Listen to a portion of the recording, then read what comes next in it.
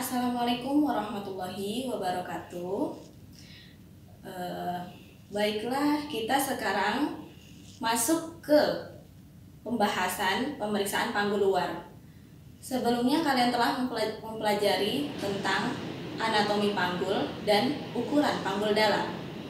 Nah, saat ini Ibu akan memperagakan bagaimana pemeriksaan panggul luar.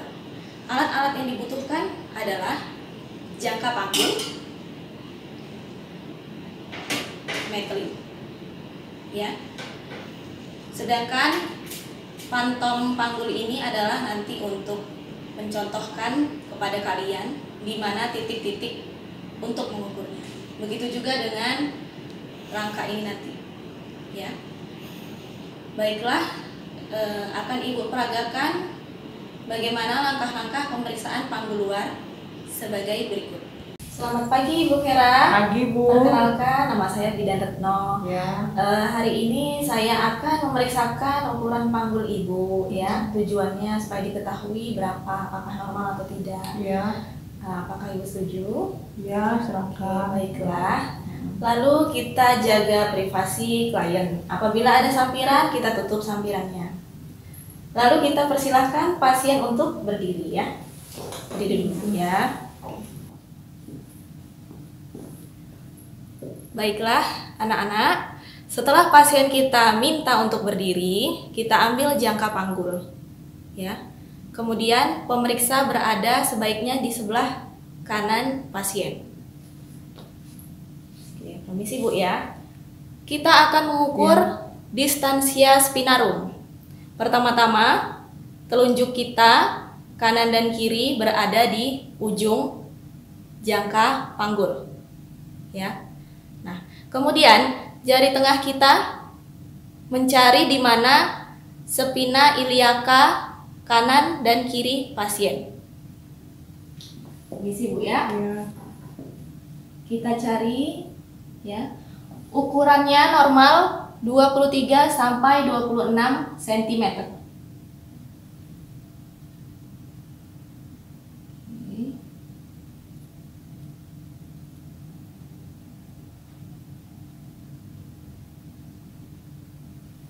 Oke. Hasilnya adalah 26 cm. Kita masuk ke pengukuran panggul yang kedua, yaitu distansia cristarum. Jadi, distansia cristarum adalah jarak dari crista iliaca kanan ke crista iliaca sebelah kiri. Ya, baiklah, kita peragakan seperti tadi. Telunjuk berada di ujung dari jangka panggul. Isi Bu, ya. Jari tengah meraba crista iliaca kanan dan kiri. Normalnya sekitar 26 sampai 29 cm.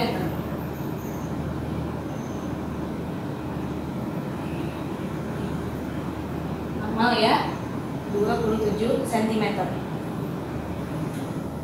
Kita masuk ke pengukuran ketiga, yaitu mengukur conjugata externa. Jadi mengukur conjugata externa ini dari ruas lumbal tulang belakang kelima sampai ke tulang simfisis pubis, ya. Sama seperti tadi, kita pegangnya caranya, ya. Nah, kemudian pemeriksa berdiri di samping klien.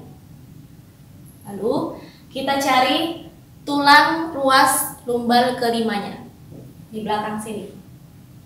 Kita letakkan satu ujung di lumbal kelima, ujung yang lain, permisi Bu, ya. Kita di atas simfisis pubis. Kita ukur.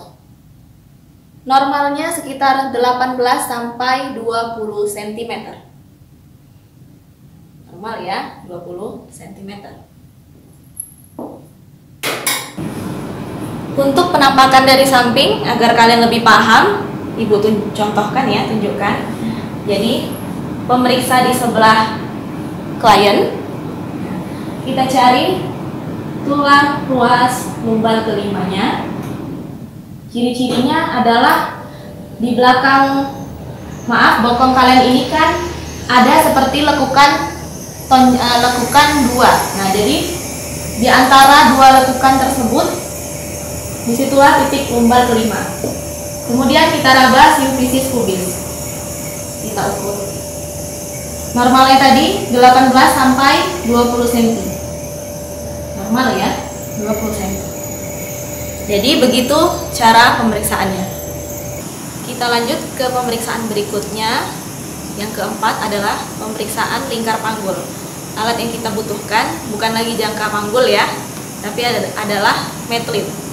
Nah, untuk jangka panggul, pemeriksaannya secara teori adalah mulai dari tepi atas simfisis, melewati spina iliaca anterior, lalu ke trochanter major, ke belakang, kembali lagi ke spina iliaca sampai ke simfisis pubis. Normalnya 80 sampai 90 cm. Baik, kita peragakan ya. Permisi Bu ya. Dari 0.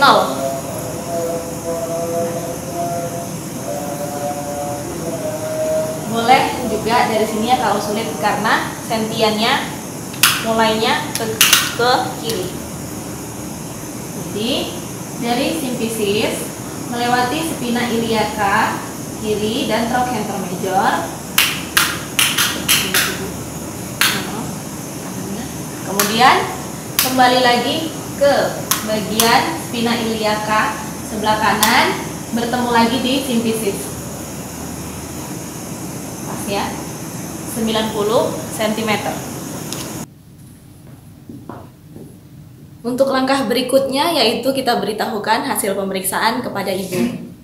Bu Vera, ya. Tadi sudah saya periksa secara keseluruhan, secara umum kondisi ukuran panggul Ibu bagus ya, normal. Ya, kemudian rencana tindak lanjutnya sepertinya Ibu kemungkinan bisa untuk melahirkan secara normal karena ukuran panggul Ibu normal. Terima kasih Bu ya atas kerjasamanya, semoga lancar. Terima kasih Bu atas pemeriksaannya.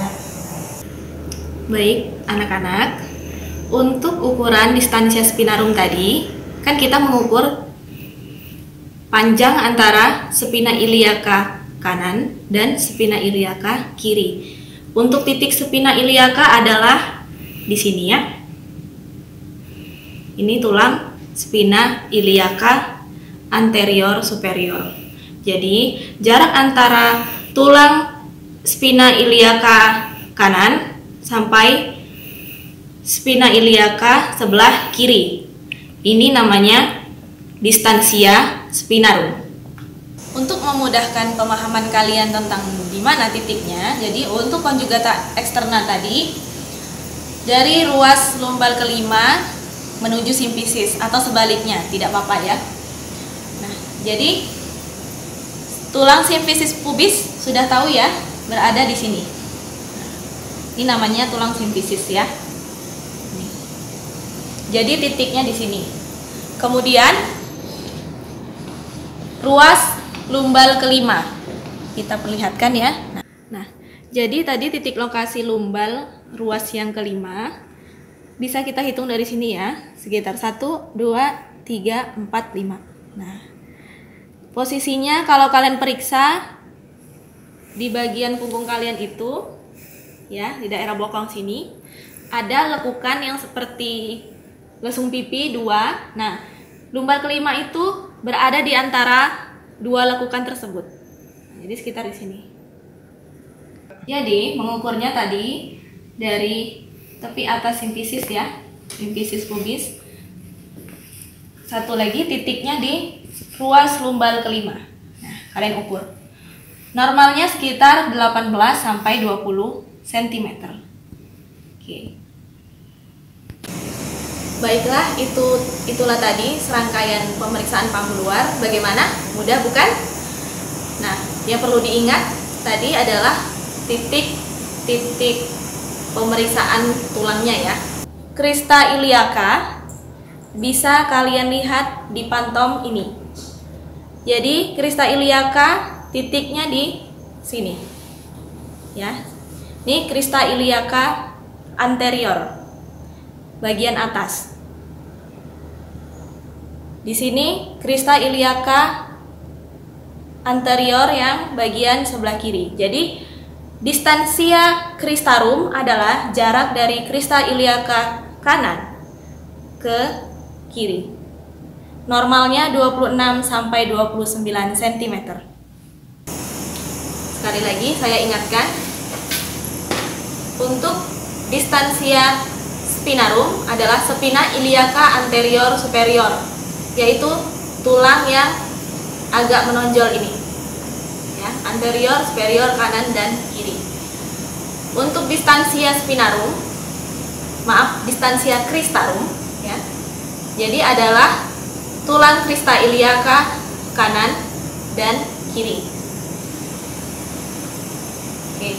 Sedangkan ini adalah tulang simplicis pubis. Mungkin sekian yang dapat Ibu sampaikan.